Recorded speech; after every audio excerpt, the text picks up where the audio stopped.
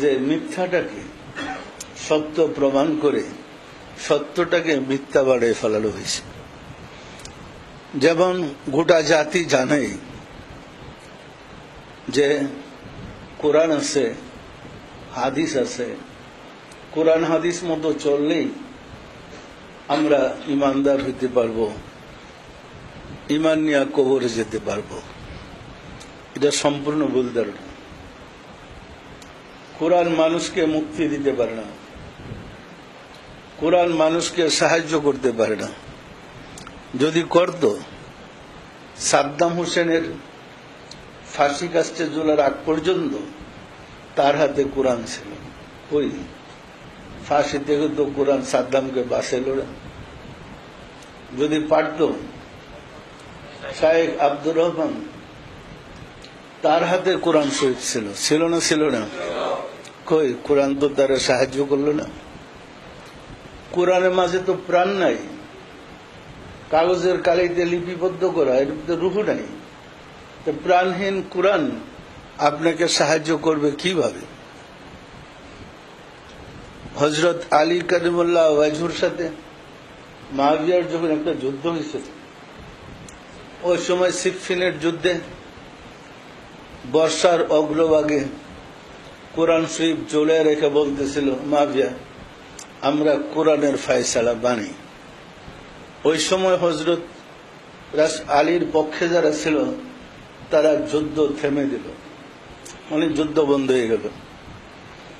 এমন সময় হযরত আলী বললেন, এই কোরআন দিয়া তোমাদেরকে ধোঁকা দেওয়া হয়েছে, তোমরা যুদ্ধ চালিয়ে যাও।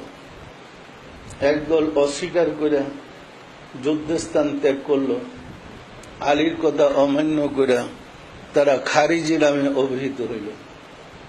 কিন্তু এই ইসলাম ছিল মুআবিয়ার ষড়যন্ত্র ইসলাম, চক্রান্তের ইসলাম। পরিষ্কার? সম্মানিত আশিকে রাসূলেরা নাস্তিকদের বলি উড়াইয়া যারা ফতোয়া জারতাছে, নাস্তিকদের বিরোধিতা করতেছে, এরা কোরআন পড়ে কি আস্তিকের কাজটা করছে? এরা যে কোরআন পড়াইল, এটা কি আস্তিকদের কাজ? আমার বলা হয়েছে যে ওই একটা রাজনৈতিক দলের লোক কোরআন পড়াইছে, ওইখানে তো হুজুররাই সব, চতুর্দিকে তো হুজুররা, হুজুরদের মাঝে আরেকটা রাজনৈতিক দল গেলে এর অস্তিত্ব থাকবে? সব তো জিহাদের অস্ত্রপস্ত্র সাথে আছে। কি যে তাণ্ডব চলতেছিল, যারা আরামবাগে বসবাস করেছে তারা বুঝতে পারছে। কারণ আমাদের চতুর্দিকে যুদ্ধ চলছে, আমরা কি তখন নিরাপদ ছিলাম? সম্মানিত আশিকে রাসূলেরা, সুতরাং মনে রাখতে হবে, আপনাকে চরিত্রবান হইতে হইলে চরিত্রবান ব্যক্তির সান্নিধ্যে যেতে হবে। চরিত্রবান ব্যক্তি ছাড়া চরিত্রবান হওয়া যায় না। আর চরিত্রবান ব্যক্তি ছিলেন রাসূল। রাসূলের পরে